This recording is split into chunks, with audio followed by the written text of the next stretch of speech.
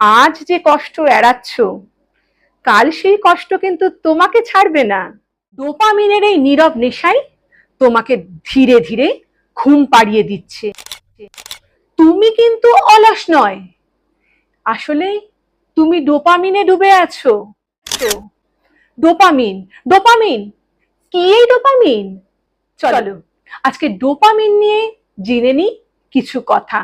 বিশেষ করে যারা ইয়াং জেনারেশন, তাদের জন্য এই কথাগুলি খুবই মূল্যবান। আসলে ডোপামিন হলো আমাদের মস্তিষ্কে থাকা এক ধরনের কেমিক্যাল, যাকে ডাক্তারি ভাষায় বলা হয় neurotransmitter.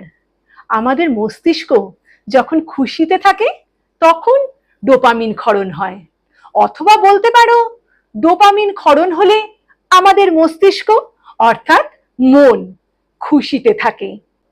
Social media scroll, junk food, fast food এগুলো মুহূর্তে খুশি প্রদান করে, আর এগুলো কোনো পরিশ্রম ছাড়াই আমরা অর্জন করতে পারি। আর তখনই ক্ষরণ হয় ডোপামিন। মস্তিষ্কে বার্তা যায়, কেন পরিশ্রম করব, এই তো বেশ খুশিতেই আছি আমি, আনন্দ তো পাচ্ছি বিনা কষ্টেই। আর এই অ্যাটিটিউড ধীরে ধীরে তোমাকে অলস বানিয়ে দেয়।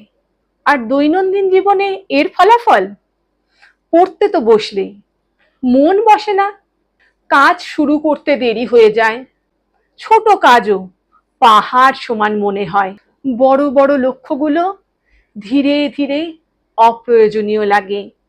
এটা আসলে ডোপামিন ট্র্যাপ, যেখানে অলরেডি তুমি ফেসে গেছো। যত সহজে আনন্দ তত কম ধৈর্য, আর যত কম ধৈর্য তত বেশি অলসতা, ততই দেরিতে সফলতা।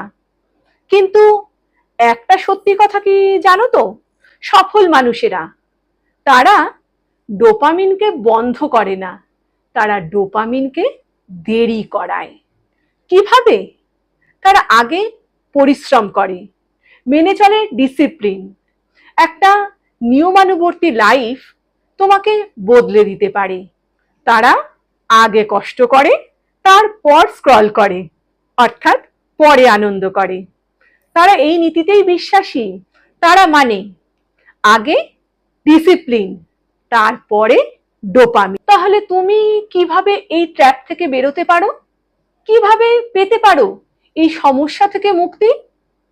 যেভাবে এই সমস্যা থেকে মুক্তি পেতে পারো, চলো তার কয়েকটা আলোচনা করি। পারলে আজ থেকেই শুরু করে দাও না।